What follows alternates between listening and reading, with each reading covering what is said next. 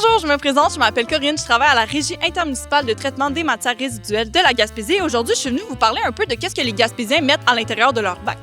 Donc, c'est ce qu'on voit ici, c'est des statistiques qui ont été recueillies au lieu d'enfouissement technique, puis ça représente tout ce que les personnes mettent à l'intérieur de leur bac. Puis on voit qu'au final, il n'y a pas beaucoup de choses qui devraient vraiment aller aux poubelles. Donc, c'est ce qu'on va décortiquer aujourd'hui. Et on commence ici avec ma première statistique qui est 38 38 de matières compostables. Des matières compostables, c'est quoi?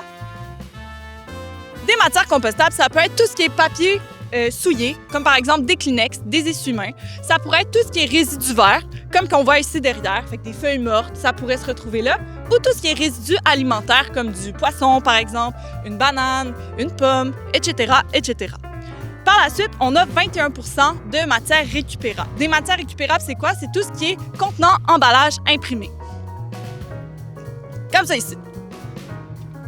Donc, on parle par exemple de bouteilles d'eau, on pourrait parler aussi de boîtes de pizza ou on pourrait parler de journal. Donc ça, c'est contenant emballage imprimé qui se retrouve à l'intérieur de notre bac à déchets, mais qu'au final, il ne devrait pas vraiment se retrouver là-bas.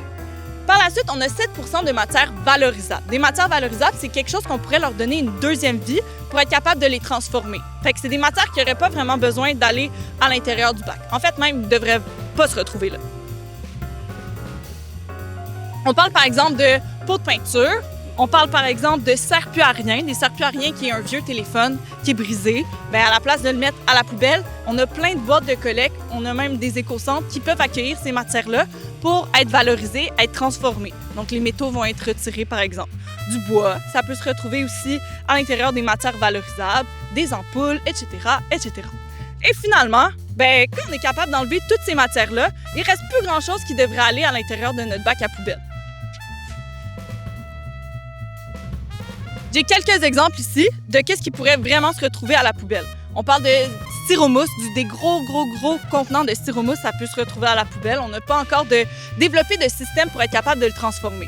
Des gants de latex, des masques aussi, tout ce qui est vêtements. Quand ton vêtement il est tout troué, il n'y a plus rien à faire, mais là, ça peut se retrouver à la poubelle.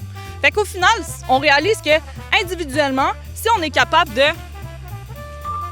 éviter de tout mettre ça à la poubelle, bien, il resterait juste ça.